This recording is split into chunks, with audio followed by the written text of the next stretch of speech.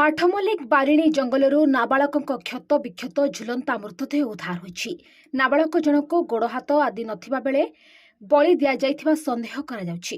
ସୂଚନା ଅନୁସାରେ ଗତ 23 ତାରିଖରେ ବାସନ୍ତୀ ବିଶ୍ୱାଳ ନାମକ ଜଣେ ମହିଳାଙ୍କ 14 ବର୍ଷୀୟ ପୁଅ ସଞ୍ଜିତ ବିଶ୍ୱାଳଙ୍କ ଦେହ ସବୁବେଳେ ଖରାପ ରହୁଥିବାରୁ ଟୁସର ଗାଁକୁ ଆସିଥିଲେ। ସେଠାରେ ଥିବା ମା ମଙ୍ଗଳା ପ୍ରତ୍ୟକ୍ଷ ଥିବାରୁ ପୂଜାର୍ଚ୍ଚନା କରିବା ସହ ରାତିରେ ମଙ୍ଗଳା କୋଠିରେ ମା ପୁଅ ଅଧିଆ ପଡ଼ିଥିଲେ। ରାତିରେ ଶୋଇଥିବା ବେଳେ ସକାଳେ ଉଠି ବାସନ୍ତୀ ଦେଖିବା ବେଳକୁ ତାଙ୍କ ପୁଅ ନଥିଲେ। ଖୋଜାଖୋଜି କରିବା ପରେ ମଧ୍ୟ ପୁଅ ସଞ୍ଜିତ ନ ମିଳିବା ପରେ କିଆକଟା ଥାନାରେ ପୁଅ ନିଖୋଜ ନେଇ ଅଭିଯୋଗ କରିଥିଲେ। ତେବେ ଆଜି ବାରିଣୀ ଜଙ୍ଗଲରୁ ନାବାଳକଙ୍କ ଝୁଲନ୍ତା ମୃତଦେହ ମିଳିଥିଲା। ମୃତଦେହ ଝୁଲୁଥିବା ବେଳେ ତାର ଗୋଡ଼ ଓ ହାତ ନଥିଲା, ଯାହାକୁ ଦେଖି ଏହା ବଳି ପାଇଁ ହତ୍ୟା କରାଯାଇଥିବା ସନ୍ଦେହ କରାଯାଉଛି। ଘଟଣାକୁ ନେଇ ଉତ୍ତେଜନା ପ୍ରକାଶ ପାଇଛି। ଉତ୍ତ୍ୟକ୍ତ ଲୋକ ବାରିଣୀ ଛକଠାରେ ଆଠମଲ୍ଲି କିଆକଟା ରାସ୍ତା ଅବରୋଧ କରିଛନ୍ତି। ରାସ୍ତାରୋକ ବେଳେ ପୋଲିସ ଗାଡ଼ି ଜାଳି ଦେଇଛନ୍ତି ଉତ୍ତ୍ୟକ୍ତ ଲୋକେ। ତେବେ ଘଟଣାସ୍ଥଳରେ ପୋଲିସ ପହଞ୍ଚି ଲୋକଙ୍କୁ ବୁଝାସୁଝା କରିବା ସହ ଘଟଣାର ଅଧିକ ତଦନ୍ତ ଜାରି ରଖିଛି। ବ୍ୟୁରୋ ରିପୋର୍ଟ, ଖୁଲାସା ନ୍ୟୁଜ୍।